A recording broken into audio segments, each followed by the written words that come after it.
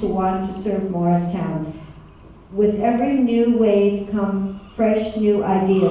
What new progressive, organic, and substantive ways to reduce property taxes, and what radical ideas, if any, to reduce taxes? Okay, without, for seniors without school-age humans. You get that question? I think the question is first off, they're congratulating the people who are running now for the first time, which is wonderful. And then, what can you do with taxes, especially for seniors?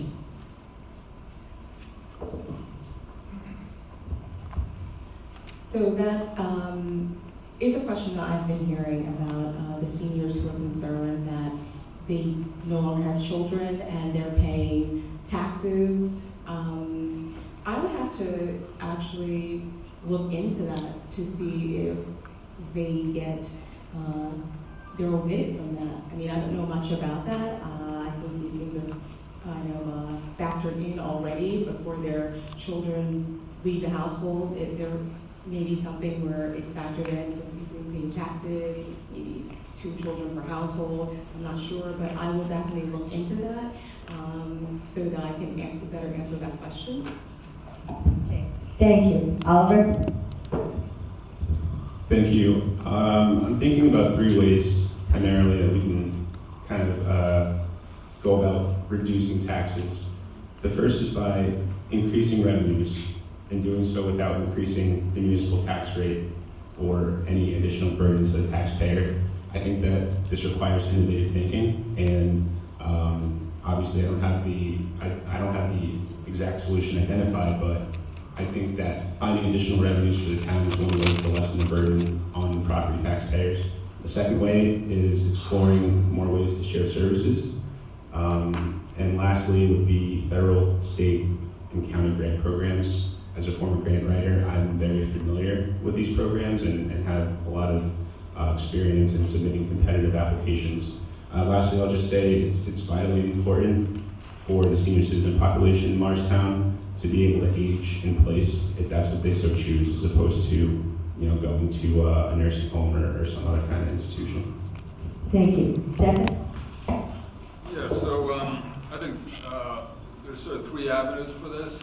First, the town has a specific tax abatement program where seniors can apply for tax abatement. I think it's up to $250. So educating the population about that. The state has a tax freeze program where if you make less than $89,000 per year, you can essentially have your taxes capped. So they never increase. So increasing education about that. Grants are always a good thing. Over the last 8 years, I've worked on and helped the town win over $800,000 in grants for capital improvement projects. I think that trickles down to reduce the tax burden. And I think over the last 8 years, the redevelopment projects that we have supported have, to my knowledge, have reduced the tax burden by the equivalent of 10% over the last 8 years. So it doesn't reduce taxes overall, but it reduces the tax burden, which results in no increases in taxes. Thank you. Robert?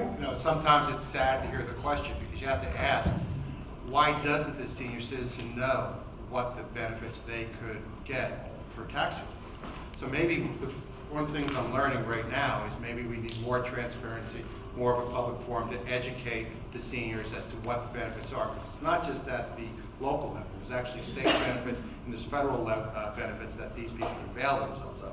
The second point there is, I agree, you can go for grants, but the reality is, and I know this because I work in a quasi-public institution, those monies are more and more competitive to get. We do have to start looking at our taxes.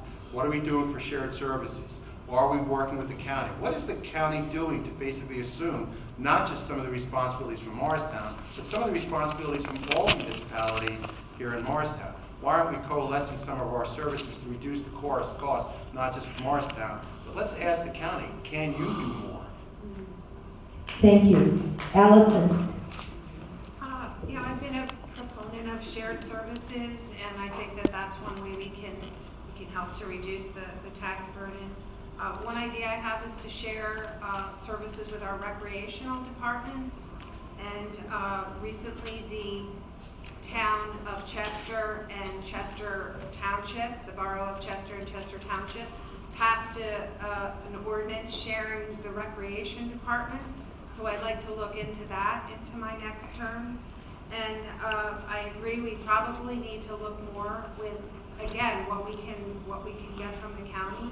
But when I met with our town CFO in preparation for my campaign and my next term, you know, I really am proud of the work that this administration has done with our budget and our tax rate and our 0% tax increase for the last several years. It's quite an accomplishment and quite an achievement. And so in meeting with him and learning more about that, the town actually shares services from a financial perspective too. We bill out a lot of invoices and bills to the county, to the school board, for the Morristown Partnership. We do that free of charge. So all of that billing and invoicing gets done by the town. Thank you. Lorena? So I kind of share the sentiment of sharing services. I wholeheartedly feel that we need to stop giving developers a free ride in our town. We have to make sure that there's education for services, for funding available. We have to make sure that these services and funding are implemented. We have to make sure that Morris Township and Morris Plains are pulling their fair share. And I really do believe that getting the information out there on what's available would be the key. Okay, thank you. Tawanna started that question. Oh no, Tawanna.